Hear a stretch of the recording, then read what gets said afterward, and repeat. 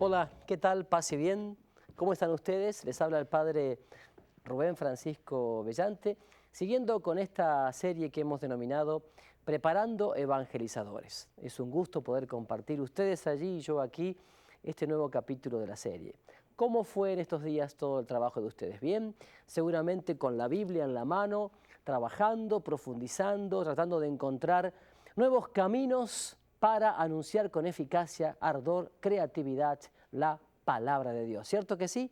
Me imagino que el trabajo ha sido intenso en estos días y que lo están compartiendo con familiares, amigos, vecinos, compañeros de trabajo, de escuela, y que seguramente habrán invitado a muchas personas a engancharse, digamos, escuchando y viendo esta serie. Estoy seguro que dará mucho fruto, ¿eh?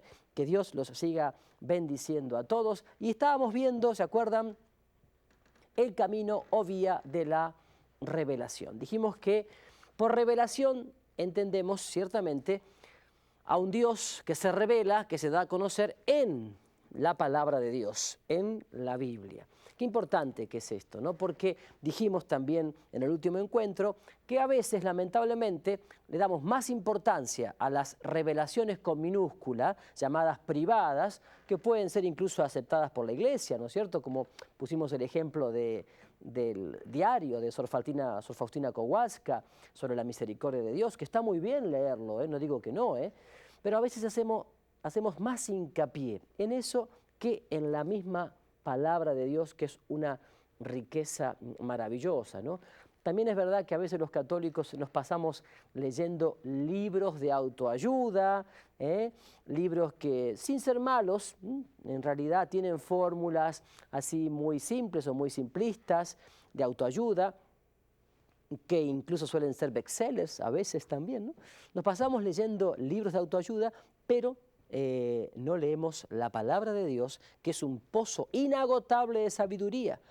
Yo te diría, en vez de leer un libro de autoayuda, ¿por qué no lees, por ejemplo, el libro de los Proverbios o de la sabiduría, el eclesiástico, el eclesiastés? Los salmos, que son palabra viva, palabra viva. Esto, mi hermano, mi hermana, la Biblia no es un libro de historia, de geografía, de antropología, de filosofía, de poesía. No, es Dios que te está hablando al corazón ahora y aquí a ti. Por eso es una gran pena que no medites y leas más a menudo la palabra de Dios. Pero bien cuenta aquel relato que el bien, y este es el bien con mayúscula, el bien siempre hace menos ruido que el mal, ¿no? Entonces, a veces un libro frívolo, superficial, que incluso vale el doble o el triple, hablando de pesos o de dinero, que la Biblia, lo compran más que la misma Biblia. Y se dice que en el bosque, en la foresta, en el bosque, casi siempre todo está en silencio, ¿no? Casi siempre todo está en silencio, ¿no? El rumor del bosque es el silencio, un silencio profundo, magnífico, maravilloso. Pero basta que un árbol ya viejo y cansado se caiga para que haya un estruendo estrepitoso y los pájaros salgan volando. Y entonces todos quedan pendientes del ruido que hizo el árbol al caer y no del rumor silencioso que es típico y esencial del bosque. Así también pasa, me parece, en nuestra vida. Hacemos más hincapié en lo que es estrepitoso, en lo que llama la atención, en lo que tiene mucha publicidad, que puede ser a veces muy malo, y no en el silencio contemplativo, hondo y profundo del bien. Y la revelación es ciertamente un bien. Te dije que te fijaras en tu casa, en tu familia, qué tipo de Biblia tienes. ¿Tienes una Biblia católica o una Biblia protestante? ¿Y cómo te das cuenta si es católica o si es protestante? Bueno, ya lo sabes. La Biblia católica está completa, ¿no es cierto? Además, tiene introducciones y comentarios muy buenos, hechos por grandes especialistas en la Biblia y también por grandes pastoralistas. Y además tiene abajo comentarios, digamos así, a las diferentes citas de la Biblia. En cambio, una Biblia protestante, es decir, de los cristianos no católicos, generalmente, además, le faltan los 7 libros del Antiguo Testamento y algunas partes del Nuevo Testamento fue traducida un poco tironeada, como diríamos, ¿no? Un poco tironeada.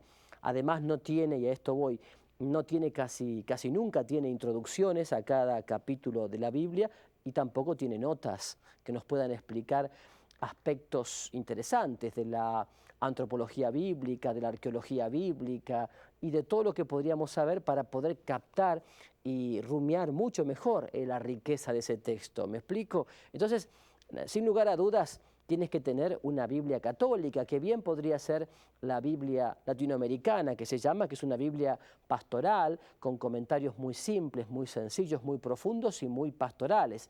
La llamada Biblia de Jerusalén te puede servir como Biblia de estudio, ¿me explico? Pero es importante que adquieras una Biblia católica. Te vas a dar cuenta porque delante siempre tiene, digamos así, el permiso de alguna conferencia episcopal o del CELAN, que es la Conferencia Episcopal Latinoamericana, o bien de algún arzobispo u obispo católico. Eso te da la pauta de que es una Biblia católica. Porque recuerda siempre una cosa importante, hablando de la revelación. Nosotros los católicos decimos palabra, o sea, Biblia, palabra de Dios más tradición más magisterio. ¿Qué queremos decir con esto? Bueno, palabra es la palabra de Dios, la Biblia, la revelación, que se cerró con la muerte del último apóstol, San Juan, el evangelista, ¿no es cierto? Está claro. Esta es la palabra de Dios. El canon de la Iglesia dijo claramente cuál era lo que fue inspirado por Dios al autor, al instrumento bíblico, al agiógrafo que se llama, y qué era lo que no fue inspirado por Dios. Eso se sabe bien. Además, de la revelación, la Iglesia Católica dice, bueno, sí, palabra de Dios más tradición. ¿Tradición qué quiere decir? Tradición con mayúscula me refiero, no a las tradiciones con minúscula que pueden ser el baile folclórico o las comidas o la ropa. Tradición con mayúscula, bueno, viene de tradere, quiere decir aquello que he recibido. Tradición quiere decir cómo vivió ese texto bíblico, cómo se vivió ese texto bíblico desde la primera comunidad cristiana hasta hoy. Eso es tradición. Cómo se fue viviendo, transmitiendo ese texto bíblico desde los apóstoles hasta hoy. Eso es tradición, lo que a mi vez he recibido. ¿Me explico? No es una tradición estática, es algo dinámico, algo que se fue transmitiendo. Y por magisterio, entendemos de magíster, enseñanza, entendemos cómo se fue enseñando o predicando ese texto bíblico desde los apóstoles hasta hoy. Por eso entonces los católicos decimos Biblia, palabra, más tradición, más magisterio. Por eso qué lindo, un católico sabe que él puede interpretar la palabra de Dios con un texto y con un contexto y con una enseñanza y una tradición. De tal manera que un católico de Argentina, uno de Corea, uno de Australia, uno de Italia o de Alemania puede encontrarse con ese texto, ese contexto, esa tradición y ese magisterio en un mismo sentir, en un mismo corazón. De ahí viene la palabra católico. Católico significa universal, es decir, un mismo sentir. Que no quiere decir uniformidad, pero sí un mismo sentir, para ser fiel a la propuesta y al proyecto de Dios sobre su pueblo y sobre la humanidad, sin lugar a dudas. Por eso entonces, qué hermoso que es siempre leer la palabra de Dios, meditarla, rumiarla con el sentir de la Iglesia, de la Madre Iglesia, con el sentir de la Iglesia. Eso es maravilloso. Por eso decimos siempre que cuando hablamos de exégesis bíblica, quiere decir el estudio más profundo y científico de la palabra de Dios. Y cuando hablamos de hermenéutica bíblica, hablamos de cómo hacer presente y actual la palabra de Dios hoy, ahora y aquí en la situación concreta. Exégesis y hermenéutica es algo que todo evangelizador tiene que profundizar, no cabe ninguna duda. Pero, ¿por qué les cuento también todo esto? Bueno, porque tiene que ver con la revelación, sin lugar a dudas. Pero también les cuento todo esto porque evidentemente muchas corrientes posmodernistas, que se llaman así, o sea, posmodernista es un poco el tiempo que estamos viviendo, que viene después de la modernidad. Sería muy lindo poder explicarlo con más tiempo, pero bueno, el tiempo posmodernista, también conocido como tiempo de la New Age, nueva era o era de Acuario, es un tiempo en donde hay mucho, ¿cómo decir? A ver, mucha búsqueda de espiritualidad vaga o espiritualismo, pero no se busca un rostro concreto, no se busca ningún tipo de compromiso, todo es pasatista y sentimental. Y entonces se fragmenta todo, no existe algo absoluto, todo es relativo. De allí también es que se toman textos sueltos de la palabra de Dios sin su contexto y se interpretan al gusto y placer de cada uno. Eso es propio de la New Age, o sea, un individualismo, un pragmatismo y sobre todo, atención, una búsqueda de espiritualidad, pero más que nada de espiritualismo, lo reitero. No se busca el rostro de Jesús de Nazaret, Hijo de Dios revelado a mí, sino se busca algo sin compromiso. Por eso entonces que evidentemente la palabra de Dios se lee sin ese compromiso. Lo importante es que la palabra de Dios leída personalmente y en comunidad te lleve a una vida de comunión y de compromiso solidario, te lleve a vivir lo que se llama las bienaventuranzas como corazón del Evangelio, te lleve a vivir el capítulo 25 de San Mateo. ¿Estamos? Por eso entonces que quede claro cuando hablamos de la palabra de Dios, de la revelación, mejor dicho, como un camino, como una vía de predicación, la revelación, la palabra de Dios entendida, vivida, predicada, anunciada, como lo hace la Madre Iglesia, como lo hace la Madre Iglesia, la Madre que nos ha parido en el bautismo, ¿no? Hermoso eso.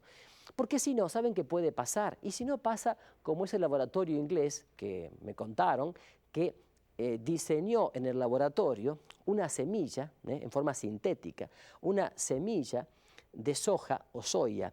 Dice que la diseñó en el laboratorio, una semilla, pero con todas las características propias de la semilla de soja, o sea, el mismo color, el mismo olor, la misma forma, la misma medida, la misma estructura, textura, todo. Pero, ¿qué pasó? Cuando esa semilla la quisieron sembrar, evidentemente no nació nada. ¿Por qué? Bueno, porque es Dios, creador, el que pone la fuerza y el germen para que la semilla se multiplique y dé mucho fruto. Entonces, mi hermano, mi hermana, una palabra, la palabra de Dios, sin leída, sin ese contexto de tradición y magisterio, es más o menos como esa semilla del laboratorio inglés. O sea, no da fruto, no da fruto. Y la pauta te la da el hecho de que, fíjate, mucha gente que va con su Biblia debajo del brazo así, no digamos de qué denominación, mucha gente que va con su Biblia en brazo así, y bueno, está a favor del aborto, está a favor de la eutanasia, está a favor del divorcio, está a favor del amor libre. Vaya a saber, ¿no?, qué interpretación hace de la palabra de Dios. Porque ciertamente la palabra de Dios, Dios es el Dios de la vida. Dios es un Dios que celebra la vida, Dios es un Dios que se alegra comunicando a la vida. Y entonces, ¿en qué quedamos? ¿En qué quedamos? A ver, porque por favor. ¿Y eso cómo es el asunto? Y el asunto es que es como cuando uno va a un restaurante self-service. Se sirve lo que le conviene y lo que quiere, y lo que no lo deja. Pero mi hermano, la palabra de Dios es completa. Es como la lenteja. O la tomas o la dejas. Pero si la tomas toda, no fragmentada, ¿está claro? Entonces, importante. Hay que saber predicar con la palabra de Dios en la mano. María nos enseña que la palabra se hizo carne y habitó entre nosotros. En ella se hizo carne por la fe en su corazón y por el Espíritu en su vientre. Y ella se hizo canal e instrumento de esa palabra. Qué bueno es entonces que nosotros como María nos hagamos canales e instrumentos de esa palabra. Me parece excelente como camino de predicación. Y por último, otra vía o camino de predicación es el magisterio de la Iglesia. ¿Qué dice, padre? ¿Qué dice? Sí, digo magisterio de la Iglesia.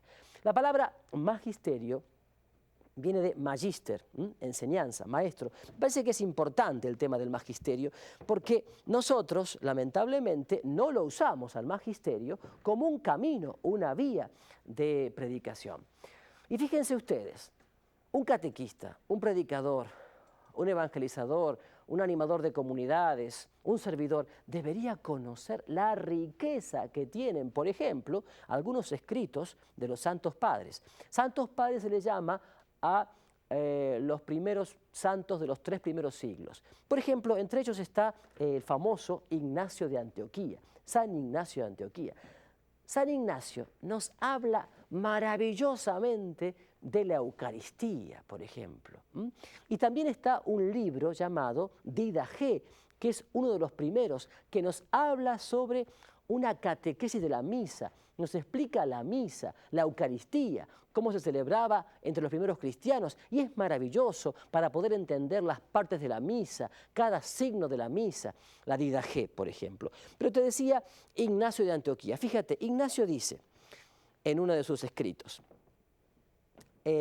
así como el trigo, los granos de trigo, que eran muchos y estaban dispersos en el campo, se juntaron y se dejaron triturar por el molino para hacer buena harina y se han transformado en pan para la Eucaristía.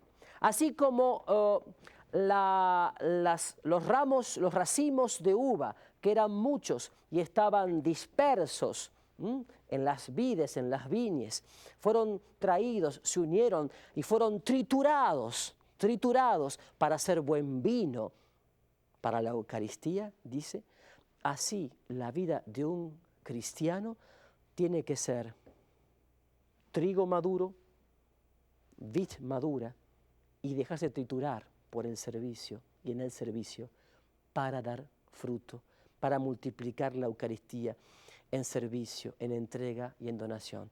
Y fíjate que Ignacio de Antioquía, que murió mártir, cuando iba a ser llevado al martirio, iba a ser devorado por los leones en el circo romano, como era costumbre en aquella época a los que daban testimonio de su fe en Cristo Jesús, escribe, y ahora yo voy a ser triturado, como es Cristo triturado por nuestros dientes, cada vez que comulgamos voy a ser triturado en las fauces de los leones.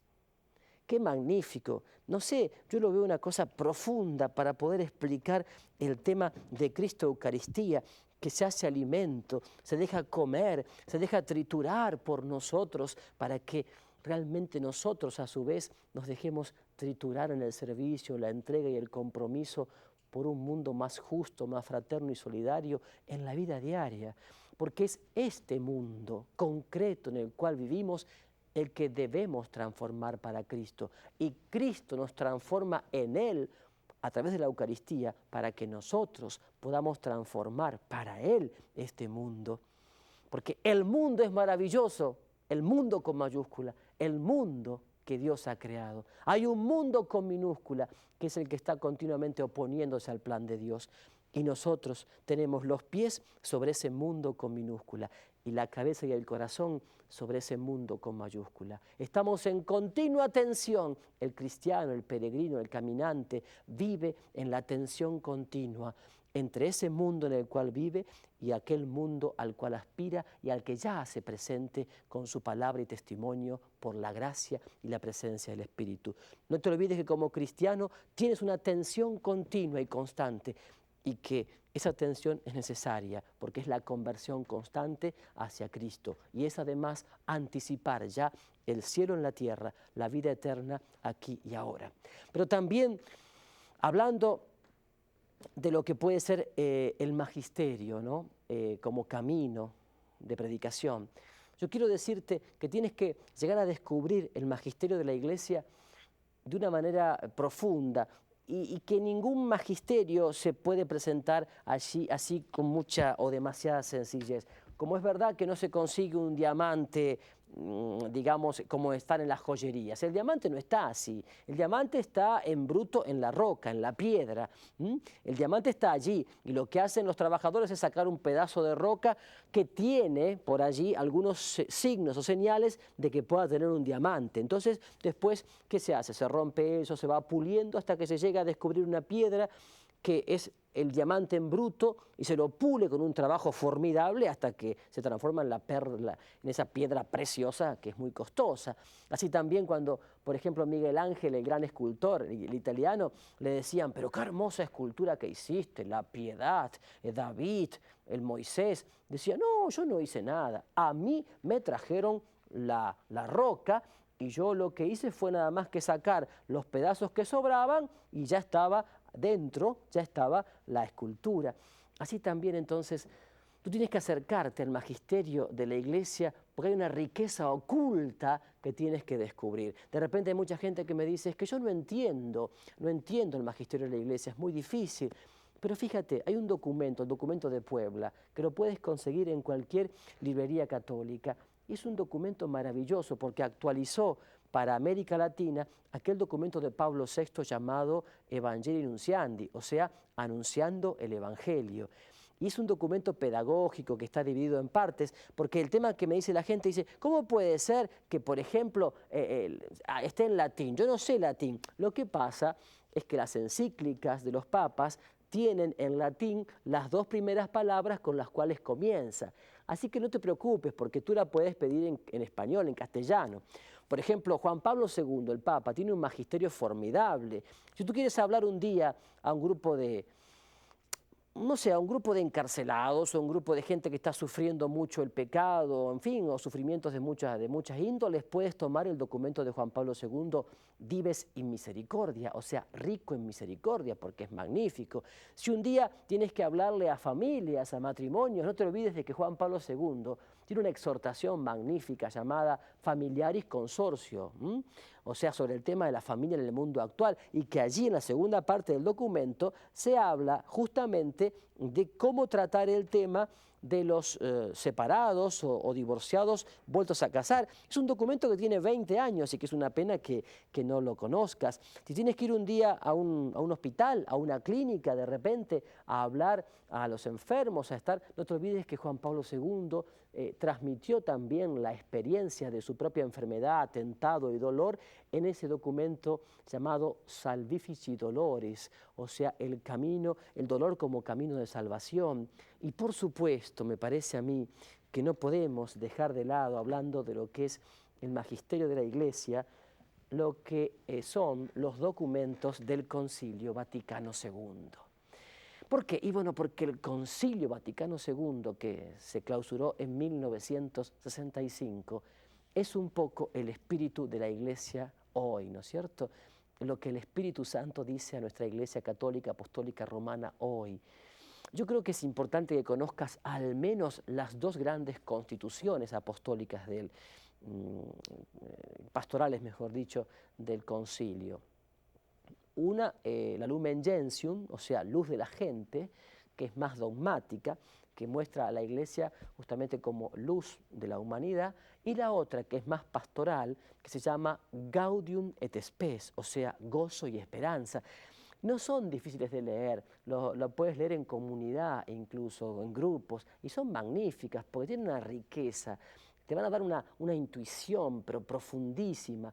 De repente, si estás en el tema de los medios de comunicación social, trabajando en radio, en televisión, en prensa, no dejes de leer porque el concilio tiene un pequeño documento muy chiquito que se llama Intermirifica, o sea, Entre las Maravillas, y que habla de los medios de comunicación social, y que después Pablo VI escribió Communio e Progressio sobre el tema de los medios de comunicación social. Si quieres hablar sobre temas sociales, tiene tantos documentos, Centésimos Annus de Juan Pablo II, pero sobre todo Mater Magistra de Juan XXIII y Pacem in Terre también de Juan XXIII, o sea, paz en la tierra y Madre y Maestra, ambos de Juan XXIII. O sea, son todos documentos que puedes conseguir en español, en castellano, en cualquier librería católica, y sería muy bueno que al menos te propongas en tu grupo diciendo, a ver, ¿qué tema nos gustaría profundizar? Por ejemplo, nos gustaría profundizar el tema de la Iglesia Católica en América del Norte, Central y del Sur. Bueno, Juan Pablo II, cuando vino hace unos años a México, nos dejó un documento para las tres Américas magnífico. Ecclesia in America, o sea, Iglesia en América. Es un documento que da intuiciones para caminar siendo católico en este momento de la Iglesia en las tres Américas, como una única zona pastoral. Te lo recomiendo vivamente, pero no dejes de tomar el camino del magisterio como un camino maravilloso también para predicar, para anunciar la buena nueva, para ser evangelizador. Me gustaría que todo esto que te estoy diciendo, que te dije desde el principio, ¿no es cierto?, de ser llamado, llamado a evangelizar, qué significa ser predicador, la vocación, el llamado para evangelizar, todo esto lo vayas rumiando, meditando, rezando, sobre todo cada día delante del sagrario, haciendo lectio divina, es decir, lectura atenta y meditada de la palabra de Dios, porque solamente así serás un evangelizador, si te dejas evangelizar por Él. Que Él te bendiga mucho. Oramos unos por otros, porque es la forma de estar en comunión.